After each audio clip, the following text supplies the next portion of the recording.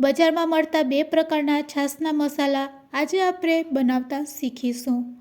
જો તમારે પણ છાશનો મસાલો ઘરે બનાવવો હોય તો સૌથી પહેલાં ફુદીનાના પાન અને કોથમીરને સારી રીતે સાફ કરી ધોઈ કોટનના કપડા ઉપર તેને સૂકવી 1 રાત માટે પંખા નીચે રાખી દેવાના।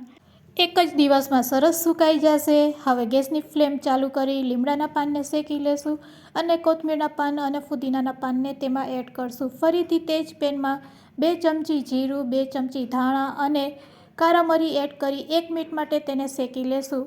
ગેસની ફ્લેમ બંધ કરી તેમાં હિંગ, મીઠું અને સંચર એડ કરશું અને બસ તેને ગ્રાઇન્ડ કરી આ રીતે પાવડર રેડી કરી લેશું। તો અહીંયા લીલો છાશનો મસાલો રેડી છે। તે જ રીતે તમારે સૂકેલ મસાલામાંથી જો છાશનો મસાલો બનાવવો હોય તો પહેલાં ધાણા, જીરું, મરી અને તજને શેકી લેવાના।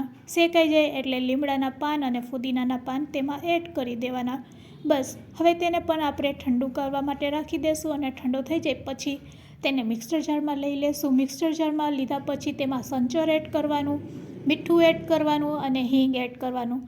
બસ પછી ગ્રાઇન્ડ કરીને તેને પણ આપણે ચારી લેશું એટલે 1 વર્ષ માટે સ્ટોર કરી શકાય તેવો છાશનો મસાલો રેડી છે। તો તમે પણ આ રીતે ઘરે બનાવો અને 1 વર્ષ માટે સ્ટોર કરો।